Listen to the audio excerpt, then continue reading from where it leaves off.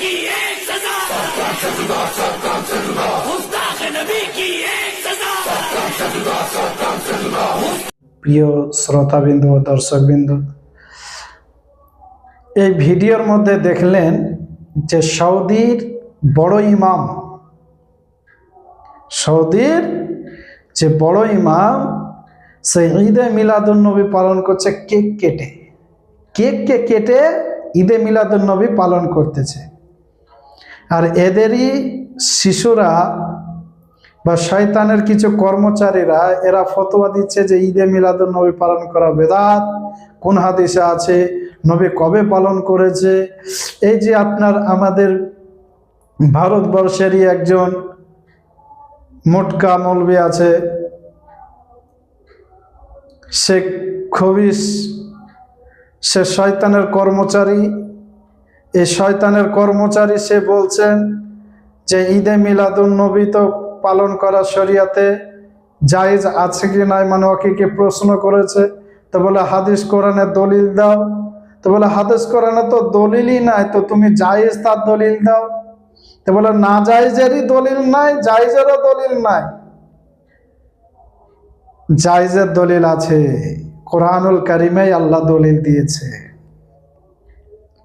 এবং এর দলিল ইনশাআল্লাহ আমি দেব, কোরআন থেকেই দেব। কিন্তু আকলি দলিল প্রথমে শোনেন, বা দুনিয়াতে যে পরিস্থিতি চলছে সেই পরিস্থিতিগুলো প্রথমে বুঝেন। যে এদেরই ওস্তাদ, এদেরই বাপদাদা সৌদিতে বসে, সৌদিতে কেক কেটে ঈদে মিলাদুন্নবী পালন করছে। কেকের উপরে লিখাও আছে জাশনে ঈদে মিলাদুন্নবী। প্রথমে তোমার বাপের ওপর ফতোয়া লাগাও বেদাতি বা বেদাত বলো, যে তোমার বাপ বেদাত কাজ করতেছে কি না। তোমার বাপ সৌদির বড় ইমাম সাহেব, সে তোমার বাপকে ফতোয়া লাগাও। এখানে বসে বসে বড় বড় ভাষণ দিচ্ছে ঈদে মিলাদুন্নবী। তার মানে বোঝা যায় যে রসুলের আনন্দে খুশি মানাতে গেলে শয়তানেদের সুরসুরি দিবেই, কারণ শয়তানের কর্মচারী।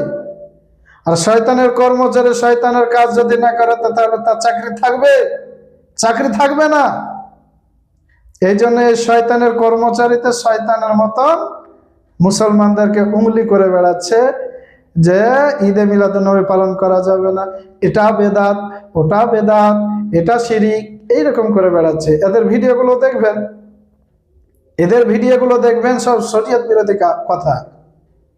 ঈদে মিলাদুন্নবী সাল্লাল্লাহু আলাইহি ওয়াসাল্লাম পালন করি, তার সঠিক দলিল কোরআন এবং হাদিস শরীফের মধ্যে বর্ণনা আছে। ইনশাআল্লাহ এর পরের ভিডিওতে আমি কোরআন ও হাদিসটা তুলে ধরবো আপনাদের সামনে, নচেত ভিডিওটা অনেক লম্বা হয়ে যাবে। লম্বা হওয়ার কারণে ওই হাদিস কোরআনগুলো তুলে ধরলাম না। ইনশাআল্লাহ এর পরের ভিডিওতে আমি নিশ্চয় এর দলিল দিবই দিব। আপনাদের আহলে হাদিসদের বা দেওবন্দের ওলামাদেরকে বলবেন যে সৌদির বড় ইমাম সাহেব এত ভিডিওতে দেখছি জাশনে ঈদ মিলাদুন্নবী পালন করছে, তার উপর ফতোয়া দাও না কেন? কোরআন হাদিসে যদি নাই থাকলে তো সে কিসের লেখা পালন করছে সৌদিতে বসে?